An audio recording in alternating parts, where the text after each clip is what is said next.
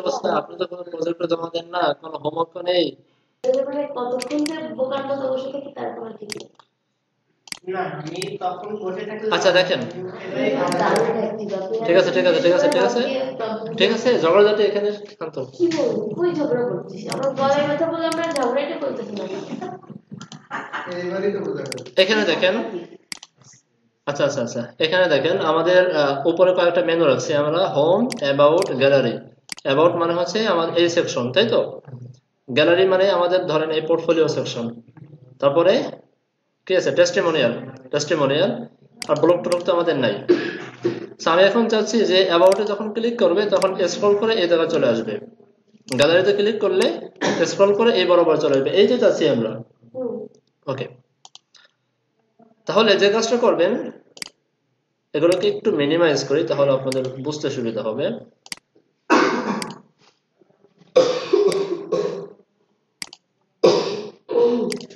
Scroll করার পরে যে সেকশনে নিতে চান, যে সমস্ত সেকশনে, ওই সমস্ত সেকশনে এক একটা করে আইডি দিয়ে আসেন।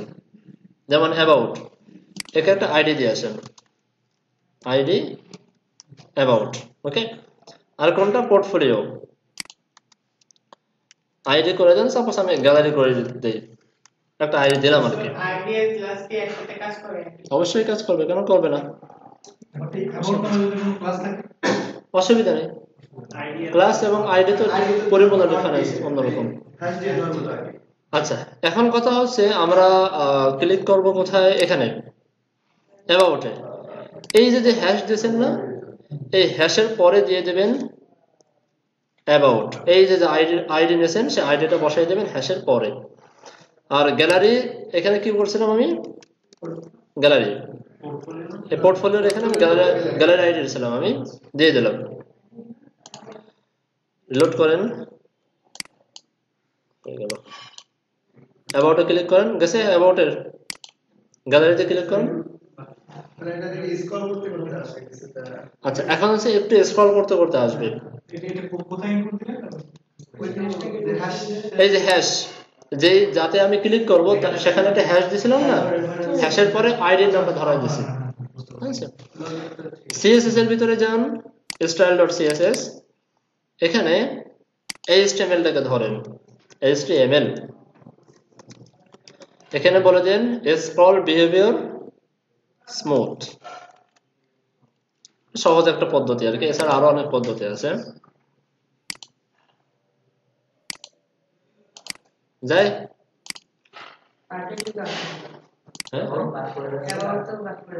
এই যে এটা পজিশন অ্যাবসলিউট করা যায়, কারণে বাদ পড়ে যাচ্ছে। ঠিক আছে, এই একটা আরেকটা আছে, আপনার একটা প্লাগইন আছে যার নাম হচ্ছে স্ক্রল আইটি বা এই ধরনের কি জানি,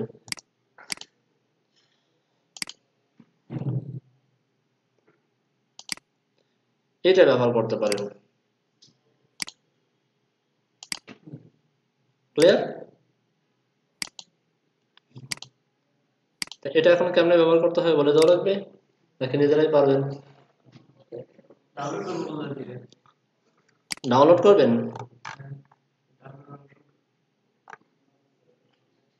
অবশ্যই তো কোথাও না কোথাও আছে, দেখি কোথায় আছে। অপশন, ক্রেডিট, এই যে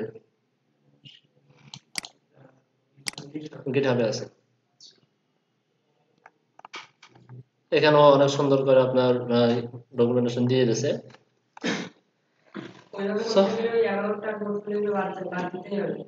না, এটা আমি একটু বলে দিই, আপনারা নিজেরা ট্রাই করেন, না পারলে আমি দেখাই দেব। এখানে কি বলছে? ফার্স্ট অফ অল আপনার যে কোয়ারিটাকে লিংক আপ করাইতে হবে, লাইব্রেরি ফাইল অলরেডি করা আছে, আমাদের দরকার নেই। scrollit.js নামে যে একটা ফাইল পাবেন, ওটাকে ইনক্লুড করতে হবে, কোনো ধরনের সিএসএস প্রয়োজন নেই, আর কোনো রেকর্ড, কোনো অন্য কোনো কিছু নাই এখানে। এরপরে বলছে কি, ডাটা স্ক্রল ইন্ডেক্স 0 1 2 এভাবে করে নাম্বারিং করে যাবেন। ঠিক আছে, নাম্বারিং করে এই যে এতটুকু বসাই দেবেন আপনার। এটা হচ্ছে যে আপনার যে কটা সেকশন থাকবে প্রত্যেকটা সেকশনে এই নাম্বার করে করে যাবেন সামনে। ধরেন আপনার এখানে কয়টা সেকশন আছে, এটা একটু ঝামেলা। এই যে এখানে 1 নম্বর দিবেন, 0 নম্বর দিবেন, এখানে দিবেন 1 নম্বর, ওই সেকশনের পাশে এক নম্বর সেকশনের পাশে কোনো স্পেস হবে না। স্পেস না, এই অ্যাট্রিবিউটটা বসায় দেবেন, এই যে এটা বসায় দেবেন। ওকে, স্যার ওইটা পরিবর্তন করতে হবে না ওইটা সাইডে বসাবো? এটা অথবা এটা যদি মনে করেন আপনার জন্য একটু ভেজাল হয়ে যায়, এটাও বাদ দেন। বাদ দিয়ে আমার কাছে কিছু কোড তৈরি করা আছে, এটা আমার আপলোড করা নেই অনলাইনে। সে আপনি যেভাবে করেন রেডি, মানে অ্যাজ ইউজুয়াল যেভাবে করেন, এখানে হ্যাশের পরে আপনি আইডি ধরাই দেন, ওই কাজগুলো করে জাস্ট আপনি একটা কোড দিয়ে দেবো, কোডটা কাস্টম জেএসপি এর ভিতরে পেস্ট করে রেখে দেবেন। ওটা তো ওইরকম করলে ভালোই দেখাচ্ছে, সমস্যা ঠিক আছে, এখানে মেলা কাজ করা যায়, এটা নিয়ে অনেক কাজ করা যায়। যেমন ধরুন কই, অথবা এটা খুব কঠিন কাজ না, এটা আপনারা চাইলে নিজেরাও করতে পারেন একটা কাজ করতে পারি আমরা, ওই আপনি ইসে যান, আগের প্রজেক্টটা যান, দেখাচ্ছি। এইটা যেরকম আমাদের নিয়ে যাচ্ছে একটা একটা, কি কোনোভাবে এইটার জায়গায় ওইগুলো লিঙ্ক করে দেওয়া যায়? হ্যাঁ যাবে, কি করা যায়? অফকোর্স যাবে, কোনো অসুবিধা নেই। তাহলে সেই কাজ করলে তো হয়। বাট প্রবলেমটা হলো আপনি বলবেন গ্যালারিতে ক্লিক করলে উপর থেকে 500 পিক্সেল নিচে নামবে, আপনি গ্যালারির উপরে আরেকটা সেকশন অ্যাড করলেন, তখন কয়শো পিক্সেল হবে? তখন একটা চেঞ্জ করে দিতে হবে, না পার্সেন্টেজ দিতে হবে। পার্সেন্টেজ দিবেন, ওকে, কোনো সমস্যা নাই, আমি মাঝখানে সেকশন 2টা বাড়াবো তখন।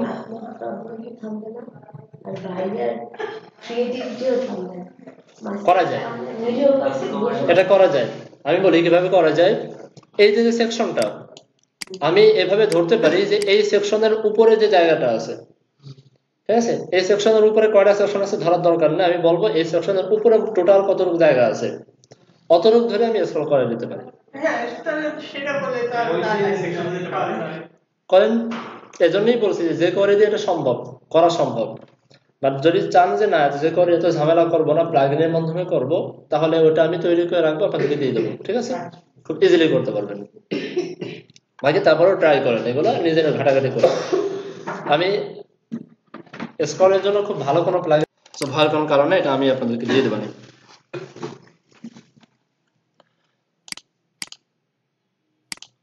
আচ্ছা, এরপরে আমরা যাই, আজকে আমরা রেসপন্সিভ ওয়েবসাইট নিয়ে একটু কাজ করব। রেসপন্সিভ কাকে বলে অলরেডি আমরা সবাই জানি তো। রেসপন্সিভ মূলত রেসপন্সিভের জন্য মূলত আমাকে উইথ নিয়ে কাজ করতে হয়, উইথটাকে হ্যান্ডেল করতে হয়, তাই না? যে এত উইথ যদি হয় তাহলে এই চেঞ্জগুলো আসবে, এত উইথ যদি হয় তাহলে এই চেঞ্জগুলো আসবে। উইথ নিয়ে মূলত কাজ, হাইট নিয়ে আমাদের কোনো টেনশন নেই। আচ্ছা, এরপরে আমরা রেসপন্সিভ নিয়ে 5টা ডিভাইস নিয়ে কাজ করি, বা 5 ধরনের ডিভাইস নিয়ে কাজ করি, মনে আছে তো? এক্সট্রা লার্জ, তারপরে লার্জ, তারপরে ছিল মিডিয়াম, স্মল, এক্সট্রা স্মল। এই 5টা ধরনের ডিভাইস নিয়ে আমরা কাজ করি। আচ্ছা, এরপরে রেসপন্সিভ ওয়েবসাইটের গুরুত্ব তো অপরিসীম। পৃথিবীতে এখন রেসপন্সিভ ওয়েবসাইট ছাড়া কোনো দামই নেই, কোনো দাম নেই। কিছু কিছু ওয়েবসাইট আছে সেগুলো রেসপন্সিভ না, দেখবেন যেমন ফেসবুক রেসপন্সিভ না। যদি আমরা Ctrl+Shift+M চাপি, দেখেন এটা কিন্তু কেটে যাচ্ছে না ডান পাশ থেকে, এটা রেসপন্সিভ না। এখন বলবেন যে এটা তো রেসপন্সিভ না, তাহলে আমার রেসপন্সিভ শেখার প্রয়োজনটা কি? এত বড় একটা পপুলার ওয়েবসাইট রেসপন্সিভ না? এর কারণ হচ্ছে এর জন্য রেসপন্সিভ লাগে না, এর রেসপন্সিভের থেকে আরো বড় কাজ করে রাখছে। সেটা কি? যখন সে এই ওয়েবসাইটটা যখন ট্যাবে ওপেন করবেন, সে বুঝতে পারে যে এই ওয়েবসাইটটা কোন ডিভাইসে ওপেন হচ্ছে, এটা কি ল্যাপটপে ওপেন হচ্ছে না ট্যাবে ওপেন হচ্ছে। যখন ট্যাবে ওপেন হয় তখন ভিন্ন একটা ওয়েবসাইট রান হয় সেখানে, ঠিক আছে? যখন এটা মোবাইলে ওপেন হয় তখন ভিন্ন একটা ওয়েবসাইট রান হয় সেখানে, ঠিক আছে? ওয়েবসাইটের জন্য মানে প্রত্যেকটার জন্য আলাদা আলাদা ওয়েবসাইটে তৈরি করা। তো সেখানে তো ওয়েবসাইটই তৈরি করে রাখছে, আর আমরা হলো এক ওয়েবসাইটকে রেসপন্সিভ করে ব্যবহার করতেছি। আবার দেখা যাচ্ছে এদের জন্য অ্যাপস আছে, অনেক জিনিসপত্র আছে এর জন্য। তো মূল কথা হচ্ছে রেসপন্সিভ ছাড়া কোনো গতি নেই। কেউ যদি আপনাকে এরকম বোঝায় যে এটা রেসপন্সিভ না, সমস্যা কোথায়, তাকে ওরকম একটা অ্যান্সার দিয়ে দেবেন যে অল্টারনেটিভ কিছু না কিছু অবশ্যই আছে। আচ্ছা, এরপরে রেসপন্সিভের জন্য আমরা বুটস্ট্র্যাপটা ব্যবহার করে থাকি। সো বুটস্ট্র্যাপটা কি? বুটস্ট্র্যাপ হচ্ছে একটা ফ্রেমওয়ার্ক। ওকে, ফ্রেমওয়ার্ক মানে হচ্ছে যে যেখানে সব ধরনের কাজ করে দেওয়া থাকে, আপনাকে জাস্ট সেখান থেকে নিয়ে নিয়ে ব্যবহার করতে হবে। অনেকটা জেকোরির মতো। জেকোরিটাকে বলা হতো লাইব্রেরি, আর বুটস্ট্র্যাপকে বলা হয় ফ্রেমওয়ার্ক। ক্লিয়ার? এতটুকু ডিফারেন্স মনে রাখবেন। একটা সিএসএস ফ্রেমওয়ার্ক। বুটস্ট্র্যাপটা আমরা ব্যবহার করি, বা বুটস্ট্র্যাপের বেশ কিছু বেনিফিট আছে। প্রথমে কথাগুলো শোনেন, তারপরে আমি প্র্যাকটিক্যালি যখন দেখাবো তখন ক্লিয়ার হয়ে যাবে বিষয়টা। একটা হচ্ছে যে পুরো বুটস্ট্র্যাপটা কাজ করে ক্লাসের মাধ্যমে। পুরো বুটস্ট্র্যাপ জাস্ট আমাকে ক্লাসগুলো ব্যবহার করতে হবে। যেমন সাপোজ মনে করেন যে বলে দিলাম কালার রেড, বুটস্ট্র্যাপে ডট কালার রেড দিয়ে ভিতরে কালার দেওয়া আছে কালার রেড। আমি জাস্ট টেক্সটের উপরে হ্যাঁ সিএসএস দিয়ে করা। বুটস্ট্র্যাপটা সিএসএস ফ্রেমওয়ার্ক, সব সিএসএস দিয়ে করা, সব ক্লাস দিয়ে করা। ওকে, বুঝা গেছে? আচ্ছা, তারপরে বুটস্ট্র্যাপ সিএসএস দিয়ে যেমন করা, সিএসএস এর পাশাপাশি এখানে কিছু জাভাস্ক্রিপ্ট ইনক্লুড করা আছে। হ্যাঁ, জাভাস্ক্রিপ্টে কিছু কাজ ওখানে করে দেওয়া আছে। তা আমাদেরকে কোনো কিছু কিছু কাজের ক্ষেত্রে অন্য জাভাস্ক্রিপ্ট অ্যাড করা লাগবে না, ঠিক আছে, বা অন্য কিছু অ্যাড করা লাগবে না। জাস্ট ক্লাস ধরলেই সে ক্লাসের মাধ্যমে তার জাভাস্ক্রিপ্ট করার প্রয়োজন হলে সেটাও করে রাখছে, সিএসএস প্রয়োজন হলে সেটাও সে করে রাখছে। ওটা ব্যাকএন্ড ওরা কি ওটা ব্যাকএন্ড করে রাখছে না? ফাইল করে রাখছে যেভাবে আমরা করি। আচ্ছা, এরপরে বুটস্ট্র্যাপটা আমরা মেইনত ব্যবহার করি হচ্ছে রেসপন্সিভের জন্য। আর রেসপন্সিভের জন্য উইডটা কন্ট্রোল করা দরকার, আর বুটস্ট্র্যাপটা উইড কন্ট্রোল করে গ্রিডের মাধ্যমে। মনে থাকবে, বুটস্ট্র্যাপটা এই যে উইডটা, সে উইডটা কন্ট্রোল করা হচ্ছে গ্রিডের মাধ্যমে। যেমন আমরা উইড এতদিন বলতাম কি হয়তো যে 20%, 25%, ঠিক আছে, অথবা বলতাম 500 পিক্সেল, 600 পিক্সেল, এরকম বলতাম। বাট বুটস্ট্র্যাপ বলে কি এটা হচ্ছে, এটার উইডথ হচ্ছে 1 গ্রিড, এটার উইডথ হচ্ছে 3 গ্রিড, ওটার উইডথ হচ্ছে 5 গ্রিড। ওকে, টোটাল 16টা গ্রিড যখন হবে তখন হলো 100%। 16 গ্রিড মানে হচ্ছে 100%। আমার যদি অর্ধেক নিতে হয়, 50% নিতে হয়, তাহলে বলতে হবে এটার উইডথ 6 গ্রিড, 8 গ্রিড। আমি ভুল বলছি না? তবে পিএইচডিটা তো দেখাইছিলেন যেমনটা ওটা আমি তো ভুল বলতেছি, 16 গ্রিড না 12 গ্রিড। 12 grid, 12 grid, 12 grid. তো যদি অর্ধেক ধরতে হয় 6 গ্রিড, যদি 3 ভাগের 1 ভাগ ধরতে হয় 3 গ্রিড বা 4 গ্রিড, ঠিক আছে, এইভাবে করে করে ধরতে হবে। এখন পিক্সেল আর গ্রিডের এর রেশিওটা কি? এটাই রেশিও, এটাই রেশিও। পিক্সেল পার্সেন্টেজ এরকম একটা রেশিও, ঠিক আছে, পিক্সেল গ্রিডের এরকম একটা রেশিও মনে করেন, আপাতত একটা ইউনিট মনে করেন, ঠিক আছে। পরে আমি বুঝাই দিচ্ছি যে কিভাবে কাজ করা হচ্ছে এগুলো। এতটুকু তো মাথায় ঢুকছে। জাস্ট আমরা বুটস্ট্র্যাপ যে রেসপন্সিভ বলতেছিলাম, সেই রেসপন্সিভ বুটস্ট্র্যাপ করে হচ্ছে তার উইথ এর মাধ্যমে। রেসপন্সিভ তো উইথ এর মাধ্যমে হয়, আর বুটস্ট্র্যাপটা উইথ কন্ট্রোল করে গ্রিডের মাধ্যমে। বুটস্ট্র্যাপের টোটাল গ্রিড হচ্ছে 12টা। সো কোন একটা ডিপকে যদি আমি চাই যে উইথ দেবো 50%, সো বলতে হবে 6 গ্রিড, এটা উইথ হচ্ছে 6 গ্রিড, ঠিক আছে। যদি 12 ভাগের 1 ভাগ রাখতে চাই তাহলে বলতে হবে 1 গ্রিড। ক্লিয়ার? সাধারণত আমাদের রাখতে হয় কি, কোথাও রাখতে হয় আমাদের 6টা, 4টা, এভাবে রাখতে হয়। তো চলেন আমরা কাজগুলো করে ফেলি। সো আমি একটা কাজ করি,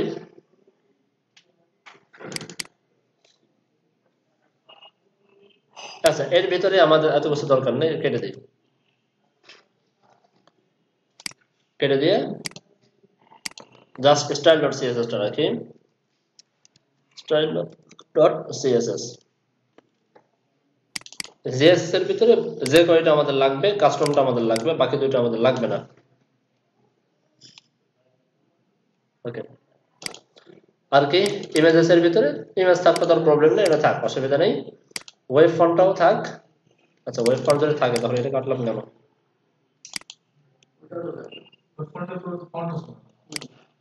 এটা তো লাগবে। স্যার এই জিনিসটা কাটিয়ে দেওয়ার পরে আনলাইন কিভাবে এখানে কন্ট্রোল জেড, কন্ট্রোল জেড।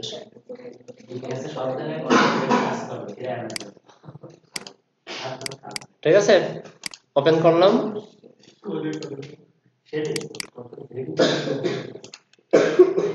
ইন্ডেক্সের ভিতরে আমার আপাতত কিছুই দরকার নেই, এগুলো ফালাই দিই।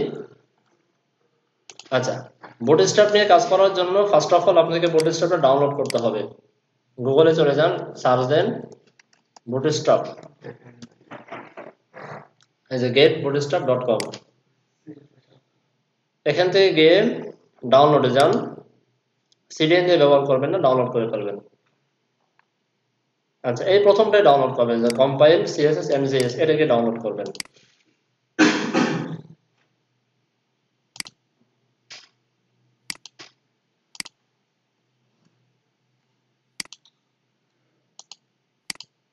এখানে আমি অ্যাসেট নামে একটা ফোল্ডার রাখি,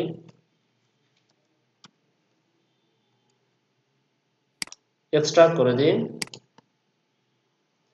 আচ্ছা, এতটুকু থাক। এরপরে চলে যান আবার বুটস্ট্র্যাপের মেইন এসে চলে যান, দেন গেট স্টার্টেডে যান, অথবা উপর থেকে আমার ডকুমেন্টেশনে ক্লিক করলেও পারতাম।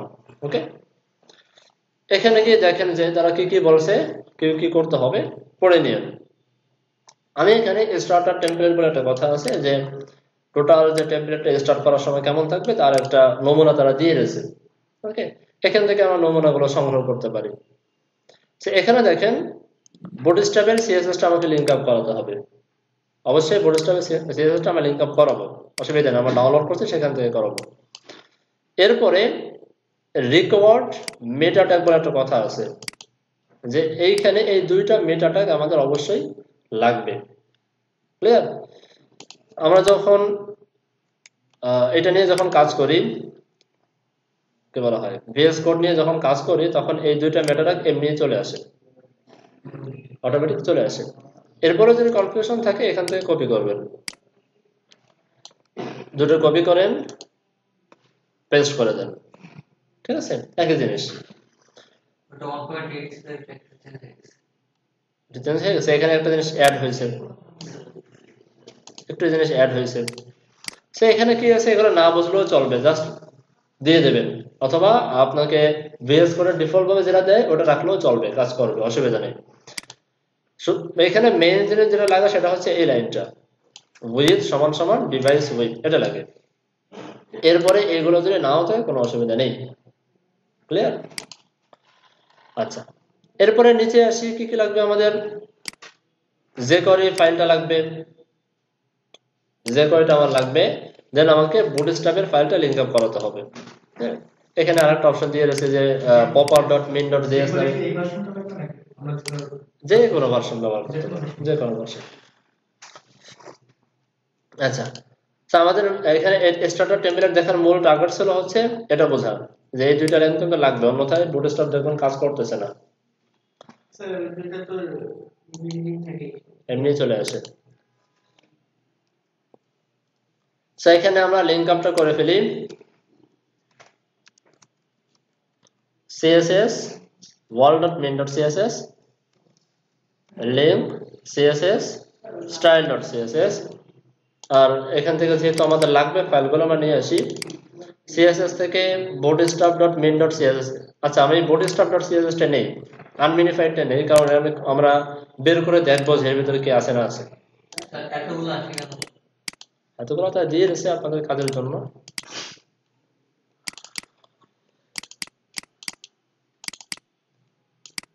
এগুলো দিয়ে দিয়েছে, এগুলো যদি আপনি এগুলো নিয়ে কোনো প্লাগইন টাগইন তৈরি করতে চান, বড় কোনো কাজ করতে চান, করতে পারবেন। ওই bootstrap.min.js,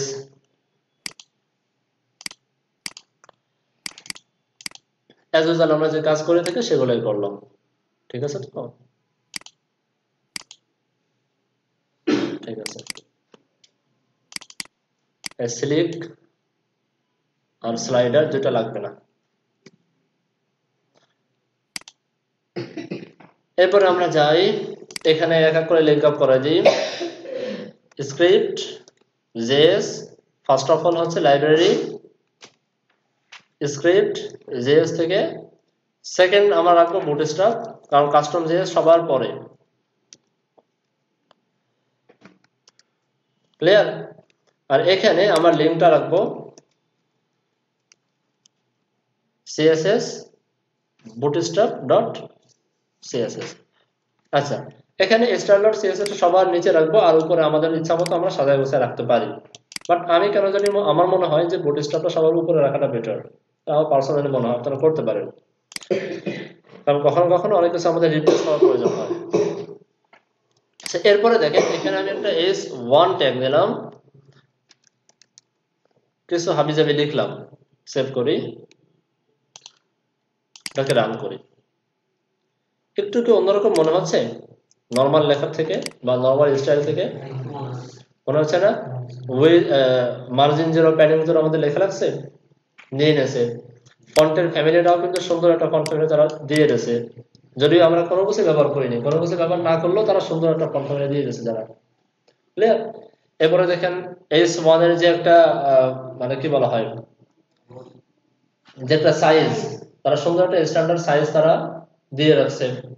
ক্লিয়ার? তো বুটস্ট্র্যাপ নিয়ে যখন কাজ করবো তখন দেখবো যে অনেক কিছু আমাদের আর নতুন করে ইনস্টল করা লাগবে না, তারা ডিফল্ট ভাবে যেগুলো দিয়ে দিয়েছে সেগুলো অনেক ভালো মানের, সুন্দর কাজ করতে পারবো। ক্লিয়ার?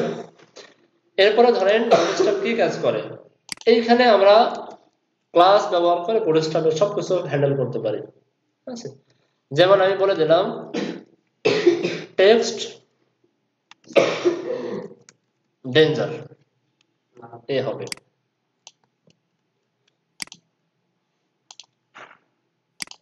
দেখেন লাল হয়ে গেছে, কোনো সিএসএস এর প্রয়োজন নাই, ক্লাস দিয়ে সব কাজ করতে পারি।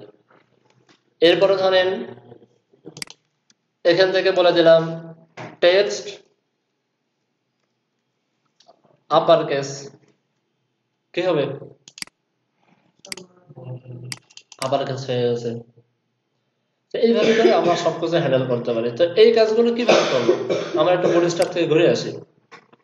দেখেন লাইন কোড 10,263 লাইন, মোটামুটি খারাপ না, অল্প দিয়েছে। হ্যাঁ, এখানে দেখেন এই সব কিন্তু ক্লাস দিয়ে দিয়ে তারা কাজগুলো করে রাখছে, আমরা জাস্ট ক্লাস ব্যবহার করব, কাজ হয়ে যাবে। এইখান থেকে খুঁজে খুঁজে ক্লাস বের করাটা এটা বেশ ডিফিকাল্ট। এত হাজার হাজার লাইনের ভিতরে কি করে ক্লাস খুঁজে বের করবেন, দরকার নেই। এটাকে এই অবস্থায় ফেলায় রাখবেন, আর মনে রাখবেন যে কখনো আপনাদের দেখা যাচ্ছে যে কিছু চেঞ্জ করার প্রয়োজন হতে পারে, যেটা অনেকে করে একটা ভুল কাজ করে। সেটা হচ্ছে ধরেন আমি এখানে লিখলাম টেক্সট ডেঞ্জার, লিখলে লাল ধরনের একটা কালার আসতেছে, তো আমি চাচ্ছি যে লালটা এরকম লাল না হয়ে আরেক রকমের লাল আসুক। তো আমি করলাম কি, বুটস্ট্র্যাপের ফাইলের ভিতরে গিয়ে টেক্সট ডেঞ্জারের ভিতরে যে কালারটা দেওয়া আছে ওটাকে কেটে আমার মতো করে আমি করে দিলাম। এটা রং, এটা করা যাবে না। ঠিক আছে? আপনার যদি প্রয়োজন হয় আপনি এখানে আরেকটা ক্লাস নাম নেন, আপনার মতো করে, সেই ক্লাস নেমের মাধ্যমে আপনি style.css এর ভিতরে স্টাইল করে ফেলেন, এইটাকে তার অবস্থায় রেখে দিবেন। ঠিক আছে? সমস্ত ফ্রেম আপনি যখন কাজ করবেন তখন এটা ফলো করবেন। কারণ কি, আপনার এই থিম নিয়ে যখন ডেভেলপার যখন ডেভেলপমেন্ট করবে তখন তো তার টেক্সট ডেঞ্জার নামে ক্লাসে লাগতেও পারে। তো সে যখন এটা নিয়ে কাজ করতে যাবে তখন তার যে ডিজাইনটা, কারণ যখন ডেভেলপমেন্ট করি তখন দুইটা ডিজাইন সমন্বয়ে কাজ করতে হয়, একটা ব্যাক এন্ডে ফ্রন্ট এন্ডে, তখন এলোমেলো হয়ে যায় অনেক সময়, বা কাজটা অনেক সুন্দর থাকে না। ক্লিয়ার? আপনি আপনার মতো কাজ করবেন, তারটা তার মতো রেখে দেবেন, যেন সবকিছু ব্যবহার করা সম্ভব হয়। অথবা যদি চান যে না আমার টেক্সট ডেঞ্জার নামে আমার ওয়েবসাইটের লাল কালারটাই এরকম হবে, ঠিক আছে, যে আমি চাইলে টেক্সট ডেঞ্জারটাও আমি অন্যটা কালার রিপ্লেস করে দেবো, এটাও যদি করতে চান এই টেক্সট ডেঞ্জারটাকে আপনার style.css এর ভিতরে নিয়ে রিপ্লেস করবেন, বুটস্ট্র্যাপে না। যদি style.css এর ভিতরে গিয়ে রিপ্লেস করেন তাও কোনো অসুবিধা নেই, এটাও নন স্ট্যান্ডার্ড কিছু না। বাট বুটস্ট্র্যাপের ভিতরে গিয়ে চেঞ্জ করাটা হচ্ছে বাজে অভ্যাস, করা যাবে না। টেক্সট ডেঞ্জার না, অন্য কোনোটা ক্লাসে। হ্যাঁ, সেই ক্লাসটা আমি ওই style.css এ রিপ্লেস করব। হ্যাঁ করতে পারি, এটাই সবচেয়ে ভালো, এটা সবচেয়ে ভালো কাজ। আচ্ছা, এখন কথা হলো যে এই ক্লাসগুলো পাবো কোথায়? এত হাজার হাজার লাইন কোড পড়া তো সম্ভব না আমার কাছে, তাই না? সেটা বাদ, এই জন্য এখানে মিনিফাইড ভার্সন ব্যবহার করাটা হচ্ছে ভালো, যাতে স্পিডটা ভালো থাকে। এখানে চলে আসেন, ধরেন আপনার প্রয়োজন হচ্ছে কালার নিয়ে কাজ করার। এখানে এই সার্চ বারে সার্চ দেন কালার, সার্চ করেন, পাইছেন? টেক্সট প্রাইমারি ডট দিয়ে রয়েছে, দেখছেন? ডট মানে কি ক্লাস নেম। টেক্সট প্রাইমারি দেবেন এই কালার হবে, সেকেন্ডারি দেবেন এই কালার হবে, সাকসেস এই যে সেই ডেঞ্জার। এগুলো কেউ মনে রাখে না, কেউ মুখস্থ রাখে না। এটা যদি মনে করেন এত কিছু মুখস্থ কেমনে রাখবো, এটা ভুল কথা, কেউ রাখে না মুখস্থ। হ্যাঁ, যতবার প্রয়োজন সার্চ দিয়ে কাজ করতে হয়, এটাই মানে ভালো বুদ্ধি, সার্চ দিয়ে কাজ করবেন। আর বেচারারা তৈরি করছে এত কষ্ট করে আপনাদেরকে ফিরিয়ে দিচ্ছে, যদি তাদের ওয়েবসাইটে না ঢুকেন কেমন হয়ে গেল?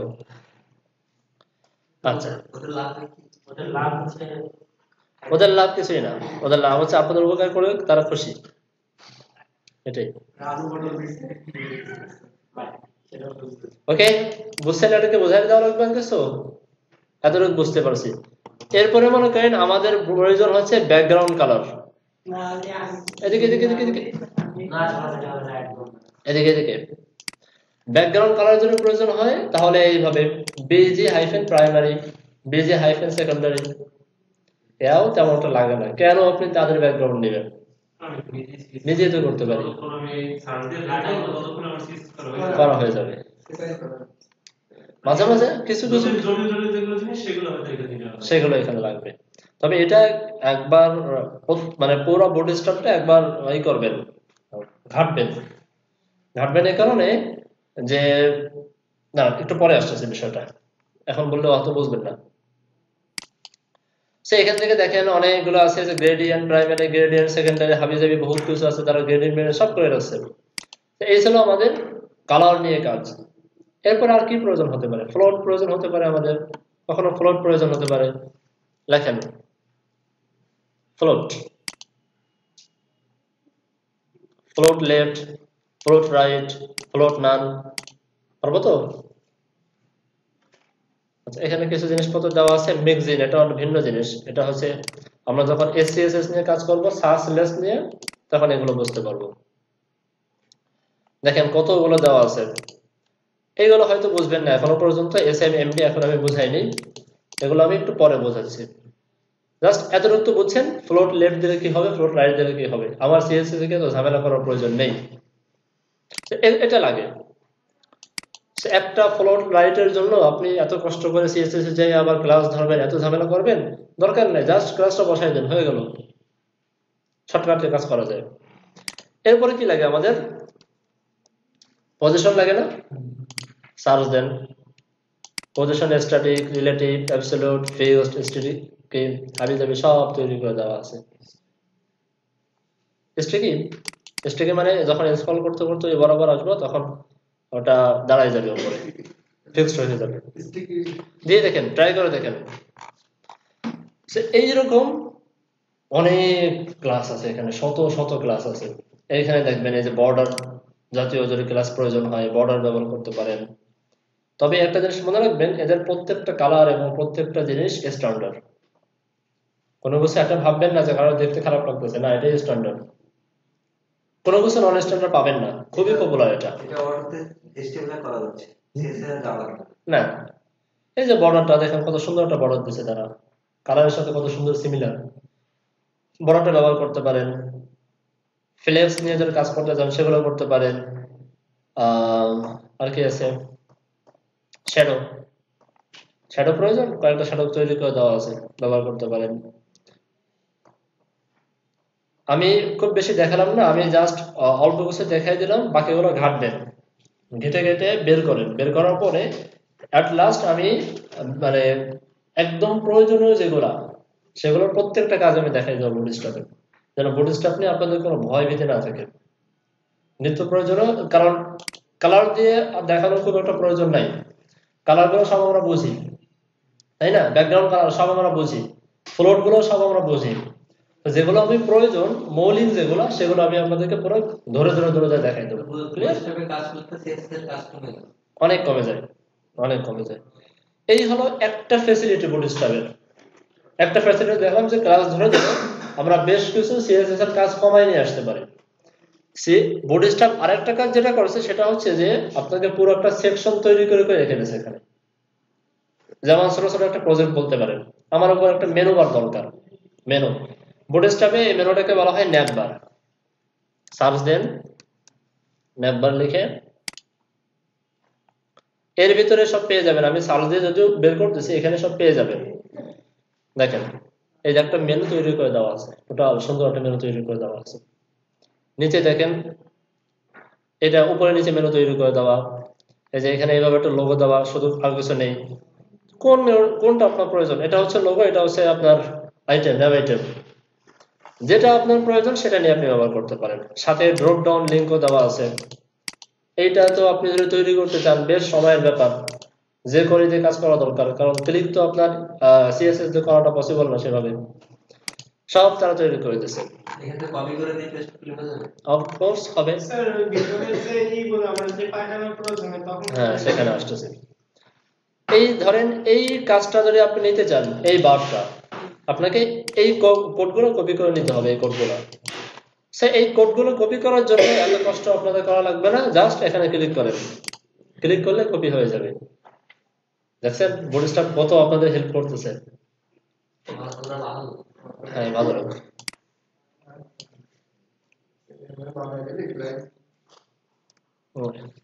টেস্ট করে দেবেন। অনেকে এটা মনে করে যে বুটস্ট্র্যাপে কাজ করলে মনে হয় ক্লায়েন্টের পছন্দ হবে না, বা এই বুটস্ট্র্যাপে কাজ না করলে ক্লায়েন্ট রিজেক্ট দেবে, করলে রিজেক্ট দেবে এরকম কোনো সম্ভাবনা নেই।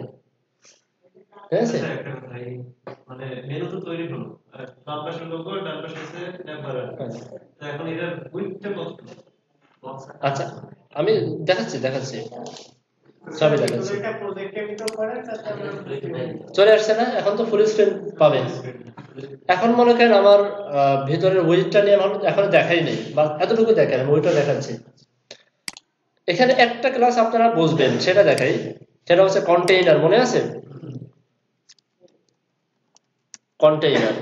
বুটস্ট্র্যাপে জাস্ট কন্টেইনার লিখবেন, ও সুন্দরভাবে যেই ডিভাইসে যতটুকু কন্টেইনার হলে ভালো দেখায় অতটুকু সে নিয়ে নেবে, অটোমেটিক রেসপন্সিভ হয়ে যাবে, কিছু আমাদের করার দরকার নেই। এটাকে কন্টেইনারের ভিতরে রাখেন, পেস্ট করলাম, সেভ করি। মার্জিন 0 অটোমেটো হাবি যাবে, কিছু প্রয়োজন না, সে নিয়ে গেছে। কন্ট্রোল শিফট এম চাপি রেসপন্সিভ ভিউতে গেলাম। যখন এটা ছোট করবো দেখেন ছোট হয়ে গেছে কন্টেইনার, খেয়াল করছেন? ছোট হয়ে গেছে। আরো ছোট করেন, দেখেন আরো ছোট হয়ে গেছে কন্টেইনার, স্টাইলটাও চেঞ্জ হয়ে গেছে। স্যার এটা তো অনেক পারাই আছে। সব করা। আচ্ছা, এখন কথা হচ্ছে এগুলো আমাদের এডিট করতে হবে, এইভাবে রাখলে তো হবে না, এডিট করতে হবে, তাই না? চলেন আমরা কিছু এডিটিং কাজ শিখে আসি। প্রথম কথা হলো, এই যে দেখেন ব্যাকগ্রাউন্ডে সাদা ধরনের একটা কালার দেওয়া আছে, এই কালারটা আমি রাখবো না, রাখতে চাই না। তো আমাদেরকে এখানে কিছু জিনিস বুঝতে হবে। বুঝতে হবে কি যে কালারটা কোন ক্লাসের মাধ্যমে দিল তারা, তাই না? বা কালারটা তারা কোন ট্যাগের উপরে দিল, এটা বুঝতে হবে। তারা কালার দিচ্ছে এক ট্যাগের উপর, আপনি দিচ্ছেন আরেক ট্যাগের উপরে, তখন কিন্তু অনেক সময় কাজ করবে না। যদি প্যারেন্টস হয় কাজ করবে, চাইল্ড হলে আর কাজ করবে না। এখানে আমরা একটু যাই কোডের ভিতরে। দেখেন তো বিজি লাইট নামে একটা ক্লাস আছে না? তো বুঝতেই পারছি বিজি মানে ব্যাকগ্রাউন্ড, লাইট মানে হচ্ছে সাদা ধরনের একটা ব্যাকগ্রাউন্ড। ফলাই দেন এটাকে ধরে। আমরা আমাদের সিএসএস দিয়ে আমরা করে নেবো আমাদের ইচ্ছা মতো। চলে গেছে না ব্যাকগ্রাউন্ড? চলে গেছে, ব্যাকগ্রাউন্ড নেই। ক্লিয়ার? আচ্ছা, এখন মনে করেন যে আমরা চাচ্ছি কি চাচ্ছি, মেনুর হাইটটা আপনার কন্টেন্টের হাইট অনুযায়ী পাবে, ফ্রেমসে তৈরি করা। এটা ভিতরে যে কন্টেন্ট, সে কন্টেন্টের হাইট অনুযায়ী পাবে। এটা নিয়ে আমাদের কনটেনশন করতে হবে না। এই প্রত্যেকটা একটা প্যাডিং দেওয়া আছে, দেখেন এই যে দূরের থেকে কার্সর চেঞ্জ হয়ে যাচ্ছে, খেয়াল করছেন? প্যাডিং অনুযায়ী তার হাইটটা পেয়ে গেছে। আচ্ছা, মনে করেন এই সার্চটা আমাদের প্রয়োজন নেই, সার্চটা আমি ব্যবহার করব না, পালায় যাওয়া দরকার। কি করবেন? এখানে একটু দেখেন যে কিসের মাধ্যমে সার্চ বানাইছে তারা, এই যে ফর্মের মাধ্যমে। পালায় দেন, দরকার নেই।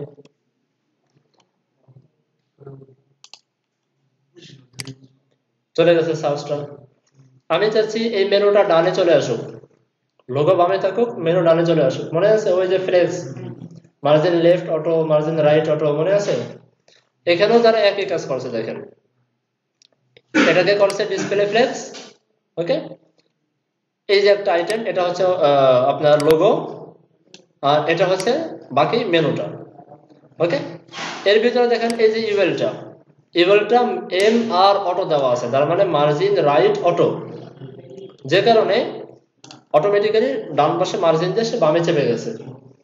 আমি একটা কাজ করে এম আর এর জায়গা করে দিলাম এম এল অটো, তার মানে এই জায়গাটা অটোমেটিক্যালি বামে দিয়ে সে ডানে চেপে যাবে।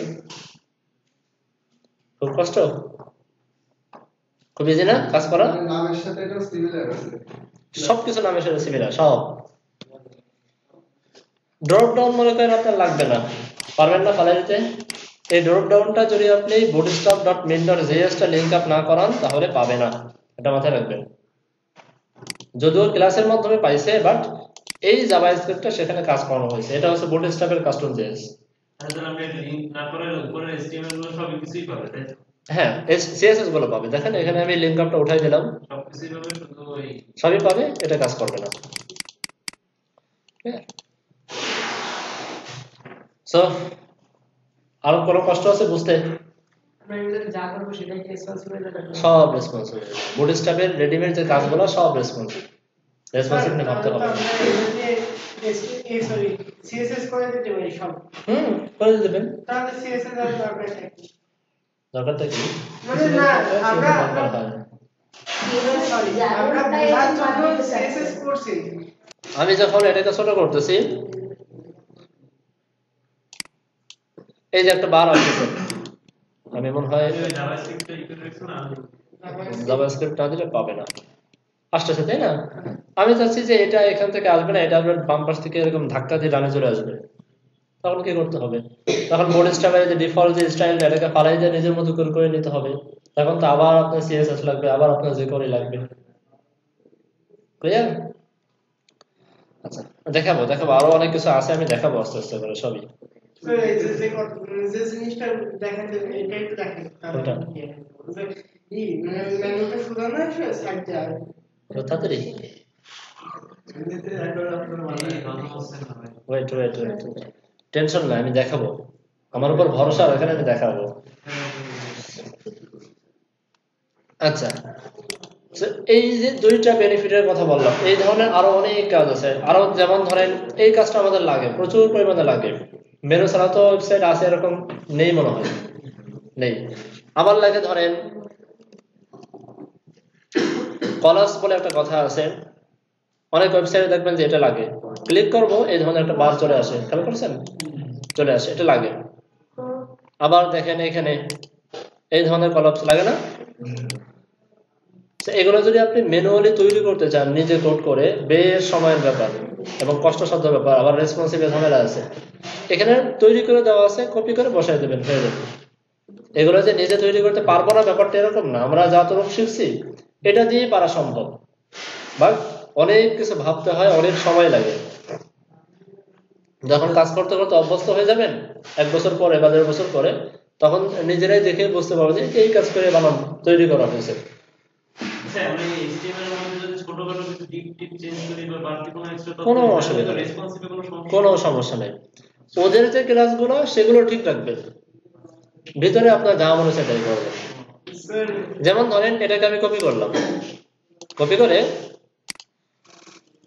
বাড়তি একটা ডিল আনলাম, তাহলে সেটা তো ক্লাস না থাকবে, ঠিক থাকবে, ক্লাস ঠিক থাকবে। মনে করেন এখানে আপনি ডিপ আনবেন, তাই তো? টোটালটা কেটে দিয়ে একটা ডিপ আনবেন, এটাকে একটা প্যারেন্টসের ভিতরে রাখবেন, অসুবিধা নেই। আপনার ক্লাসের সাথে সিমিলার করে রাখতে হবে, এগুলো তো আমি নিজের মতো করে করি, কোনো অসুবিধা নেই। না ওই বুটস্ট্র্যাপ থেকে না নিয়ে আসে এগুলো সব নিজে করব আপনি শুধু, আচ্ছা আমি দেখাচ্ছি স্যার তো শুধু বলছে সবাই যাতে না নিজে করলে তো কোনো সমস্যা নেই। না এই দেখেন আমি দেখাই কিভাবে করবেন, পরিবর্তন কিভাবে করবেন। সাপোজ এই জিনিসটা পরিবর্তন করতে চাচ্ছেন, এটা হ্যাঁ আরো একটা অ্যাড করব। আচ্ছা, আপনি ফার্স্টে দেখবেন যে এটা আনা হয়েছে কিভাবে, একটু বন্ধ করে কলাপস করে করে দেখবেন। সাপোজ এটাকে একটু বন্ধ করলেন, এটাকে একটু বন্ধ করলেন, এটা বন্ধ করলেন, কয়টা আইটেম? 3টা আইটেম। তার মানে আমরা বুঝতে পারছি এই 3টা আইটেমের জন্য 3টা এরকম ডি বানা হয়েছে, কার্ড নামে ডি বানা হয়েছে, তাই তো? আচ্ছা, তো এই কার্ড ডিপটাকে যদি আমি ডুপ্লিকেট করি আরেকটা হয়ে যাবে না? হয়ে গেল। এরপরে দেখেন যে আমি এইখানে ক্লিক করলে এটা বন্ধ হচ্ছে, এমন না যে এখানে ক্লিক করলে উপরেটা বন্ধ হচ্ছে, তাই না? এটার সাথে আর এইগুলোর সাথে একটা সম্পর্ক আছে, এটা আমাকে বুঝে নিতে হবে যে এগুলো এটার সাথে এগুলোর সাথে একটা সম্পর্ক আছে। তো আমি যদি এতটুকু করে সেভ করি, সেভ করলে একটু প্রবলেম হবে। দেখেন এখানে ক্লিক করি, দুইটা ওপেন হয়ে যাচ্ছে, কারণ এটার নাম সেম, এটার নাম সেম। তখন আমাকে একটু টেকনিক্যালি হতে হবে। যেমন দেখেন এই যে দেখেন ডাটা টার্গেট, দেখলেই নামটা পড়লেই আপনি বুঝে ফেলতে পারবেন যে আসলে এর দ্বারা কি করা যেতে পারে। ডাটা টার্গেট মানে হচ্ছে এটাকে ক্লিক করলে কোন টার্গেটের ডাটাটা কলাপস হবে। এখানে হ্যাশ দেওয়া, তার মানে হচ্ছে অবশ্যই একটা আইডি দেওয়া আছে। এই আইডির নামটা পাইলেন, আইডি নামটা পাওয়ার পরে নিচে আসেন, দেখেন যে কোথায় এসে আইডি নামটা আছে, এখানে আছে। তার মানে এখানে ক্লিক করলে এটা কলাপস হবে। আপনি এটাকে আর এটাকে একসাথে মার্ক করে দুটাকে সেম নামে রিপ্লেস করে দেবেন, পারা যাবে? রিলোড করেন, এখন দেখেন আর কোনো প্রবলেম নেই। এবারে তো দুই নামই একই আসলো, আগের বার একই ছিল। কোনটা? আগের বার এটা যখন ওপেন করতাম তখন এটাও খুলে যেত। নামটা তো একই রকম ছিল। নাম থাকো, নামের সাথে কিছু না, নামটা আসছে তো এই যে এখানে, নামটা এখানে, এখানে করে দেন টেস্ট। এখন কথা হচ্ছে, হ্যাঁ বলেন। বলছি যে ওই যেটা চেঞ্জ করেছে হ্যাঁ হ্যাঁ হ্যাঁ, সেটা আর এইটা তো একই স্পেলিং বা সবকিছু একই ছিল। আচ্ছা ওই যে দুইটাই কিন্তু একই রকম। এই দেখেন আগে ছিল আমাদের এরকম, দুইটা আমরা একই নাম দিছি, আমরা আগেও তো একই ছিল। একই ছিল। চেঞ্জটা আমরা কোথায় চেঞ্জটা কি টার্গেটে এই যে আমাদের ফার্স্টে এরকম ছিল তাই না, এরকম ছিল। পরে আমরা কি করলাম, কই এই যে কার্ড, আমরা বুঝতে পারলাম যে এক একটা কার্ড মানে হচ্ছে এক একটা আইটেম। তখন যে কাজটা করলাম, আমরা এই কার্ডটাকে রিপ্লেস করে দিলাম, এই কার্ডটাকে আমি রিপ্লেস করে দিলাম। তার মানে হুবহু এটার ভিতরে যা আছে এটার ভিতরে তাই আছে। দেওয়ার পরে একটা প্রবলেম আমরা ফেস করতেছিলাম, সেটা হচ্ছে যে আমরা যখন এটা সেম, যখন এটা খুলি দুটো খুলে যাচ্ছে, এটা বন্ধ করে দুটো বন্ধ হয়ে যাচ্ছে। তখন আমাদের বুঝতে হবে যে এইটার সাথে আর এইটার সাথে একটা সম্পর্ক আছে, এইটার সাথে এইটার সাথে সম্পর্ক আছে। কি করে সম্পর্ক আছে, কোন সম্পর্ক, সেটা বোঝার জন্য আর এখানে একটু আমাকে অ্যানালাইসিস করতে হবে। আমরা এখানে দেখতে পারতেছি যে এটার সাথে সম্পর্ক তৈরি করা হয়েছে ডাটা টার্গেট নামে একটা অ্যাট্রিবিউটের সাহায্যে। তার ভিতরে একটা হ্যাশ দেওয়া আছে, তার মানে হচ্ছে এটা একটা আইডি। তাহলে এই আইডিটাকে ফাইন্ড করি, আইডিটা কোথায় কোথায় আছে। এখানে আছে, সাপোজ এখানে আছে, তারপর আছে কোথায়, এখানে। মূলত আইডি কলাপস 3। সুতরাং এই আইডিটা আর এই আইডিটা যদি আমি সেম করে দিই, তাহলে এইটার সাথে এটার একটা সম্পর্ক তৈরি হয়ে যাবে। ক্লিয়ার করে দিলাম, টেস্ট সেভ করে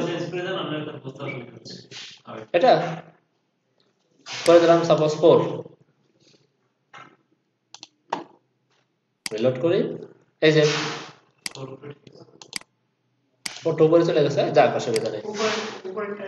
এখন মনে করেন যে এখানেও দেখেন যে এই যে হাবি জাবি অনেক কিছু দেওয়া আছে, এইগুলো তো আমাদের সিএসএস এর কারণে দেওয়া, আমাদের বিভিন্ন ডিজাইন পাওয়ার জন্য দেওয়া। মূলত আমার প্রয়োজনটা কি হচ্ছে এখানে, এই যে ডাটা টগল কলাপস এটা প্রয়োজন হচ্ছে, ডাটা টার্গেট এটা প্রয়োজন হচ্ছে, এগুলো খুব একটা প্রয়োজন না। তারপরও যদি আমরা বুঝতে না পারি কোনটা প্রয়োজন না, তাহলে এতটুকু বুঝতে পারবো যে ক্লাস নেম গুলো আমার যে কারণে প্রয়োজন, এতটুকু বুঝতে পারবো। যেমন ধরেন বিডিএন নামে একটা ক্লাস দেওয়া, বুঝতে পারতেছি যে এটা বাটনের একটা ডিফল্ট স্টাইল আনার জন্য বিটিএন রাখা হয়েছে। তারপরে কি দেওয়া, বিটিএন লিঙ্ক, তার মানে বাটনটা লিঙ্ক জাতীয় একটা ইনস্টল করার জন্য। এইগুলো না দিলে তো খুব একটা ক্ষতি আমাদের নেই, তাই না?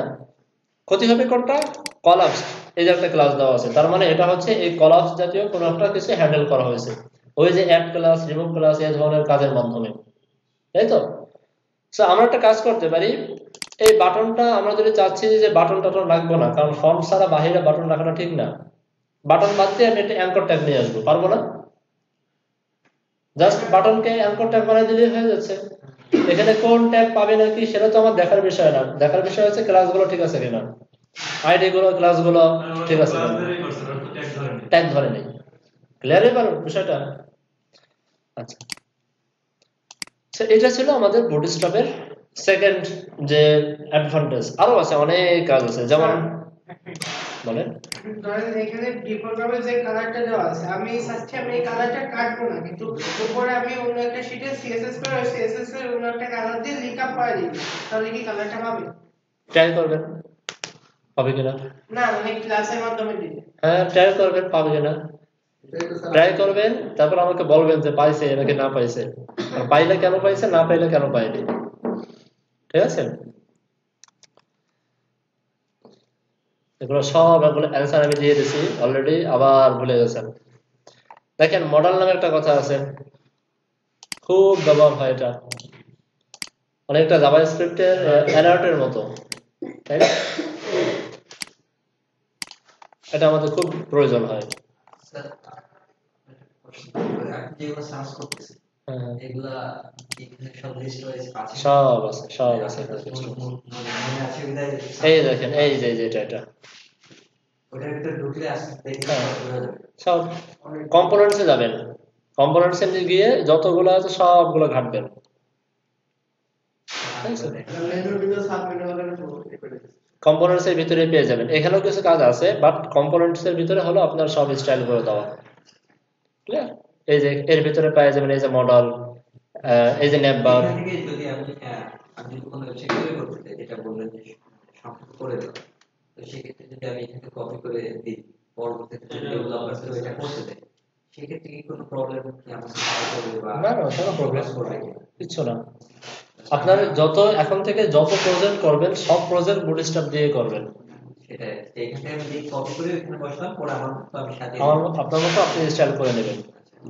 আমরা যখন ফিনিশিং কাজ যখন দেখাবো তখন আমি বেশ কিছু জিনিস দেখাই দেবো যে কতটুকু আমরা এখান থেকে রাখি বা কি রাখি বা না রাখি। ঠিক আছে, আমরা ম্যাক্সিমাম জিনিসই এখান থেকেই নেই।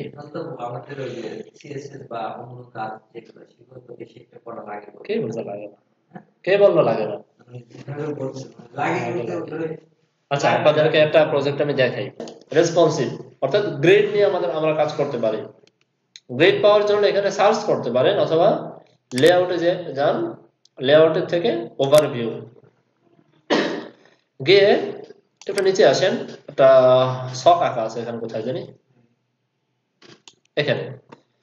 এই যে দেখেন মনে আছে সে কন্টেইনার ডট কন্টেইনার ক্লাসটা, ডিভাইস কয়টা?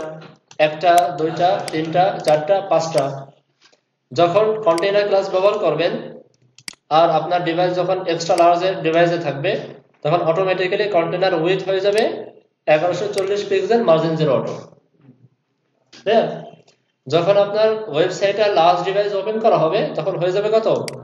960 পিক্সেল, যেটা আমি সবসময় আপনাদের দেখাই আসছিলাম, বলছিলাম না একটা স্ট্যান্ডার্ড রেশিও এটা। আচ্ছা, এরপরে যখন যাবেন 700 মিডিয়াম ডিভাইসে তখন হয়ে যাবে 720, 540। স্মল ডিভাইস যখন চলে আসবে তখন উইথ হয়ে যাবে, মানে কন্টেইনার উইথ হয়ে যাবে 100%। ক্লিয়ার? কারণ স্মল ডিভাইসে তো আবার দুই পাশে জায়গা রেখে মাঝখানে আনা এটা তো অযৌক্তিক, প্রয়োজন হয় না। আচ্ছা, আদাম শেষ হল। আরো কিছু ক্লাস পাচ্ছি, কন্টেইনার এসএম, কন্টেইনার এমডি, ঠিক আছে, কন্টেইনার এলজি। এর মানে কি?